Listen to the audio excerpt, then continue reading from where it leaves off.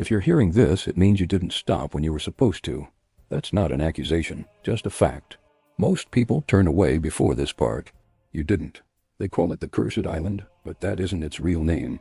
It doesn't have a name, not one that stays the same twice. Names slide off it. Maps refuse to remember it. Coordinates rearrange themselves when you try to save them. That's why the footage is always secondhand, why the stories contradict each other, why no one can ever describe the shoreline the same way, and why you're watching this now. The first rule about the island is simple.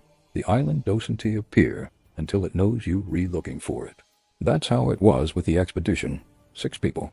Satellite gear, drones, audio recorders. They didn't find the island. They kept talking about it.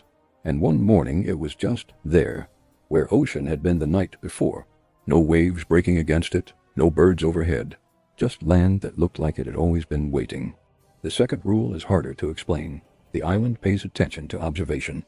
Cameras malfunctioned immediately, not randomly selectively. Wide shots failed. Close-ups worked.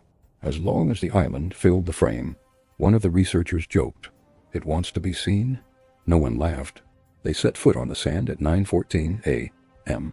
At 9:16, the tide behind them vanished. Not receded. Not pulled back. Gone. The boat was still there, suspended in midair, like the ocean had forgotten to exist around it. That was the moment they should have turned back. But here's the thing you need to understand. By then, the island already knew their names. Paths formed where they walked. When they stopped, the paths stopped. When they argued about which direction to go, the jungle leaned subtly toward the louder voice. The island wasn't guiding them, it was editing them. Every decision they made felt like confirmation, like the island was checking boxes off a list. Yes, this one too. At the center of the island was a clearing, and in the clearing, nothing. No structure, no altar, no ruins. Just an empty space that felt finished, like something had already happened there, and didn't need to happen again. That's when the audio started picking things up. Not voices, instructions, quiet ones. Stand there, say that again, look this way. The recordings don't translate well after that. But this part matters. Every instruction came after someone thought about doing it. One by one, they realized something horrifying. The island wasn't cursed. It was incomplete. And it was using them to finish itself. Their fear made it deeper. Their memories gave it history. Their attention gave it shape. The more they documented, the more solid it became. That's why the last surviving camera didn't stop recording. It couldn't. Here's the part you're not supposed to hear. If you pause the footage at exactly the right moment, between frames, you can see something impossible. The camera turns. Not toward the island, toward you. That's when the story changes, because now the island knows you exist. You might think listening isn't the same as watching. You're wrong. Narratives are doors, and this one doesn't close from your side. Right now, the island is filling in the details it was missing. Your expectations, your fear, your curiosity. That tight feeling in your chest, that's not suspense, that's recognition. The final log ends mid-sentence. Not with screaming, not with static, just a calm voice saying, "I think it's done now." No bodies were ever found. No debris, no island. But something else started happening afterward. People who listened to the recordings began dreaming of shorelines they couldn't describe, waking up with sand in their shoes, hearing waves where there were none. And now you've stayed to the end, which means the island has something new. A witness who knows the whole story, someone who understands it, someone who finished it.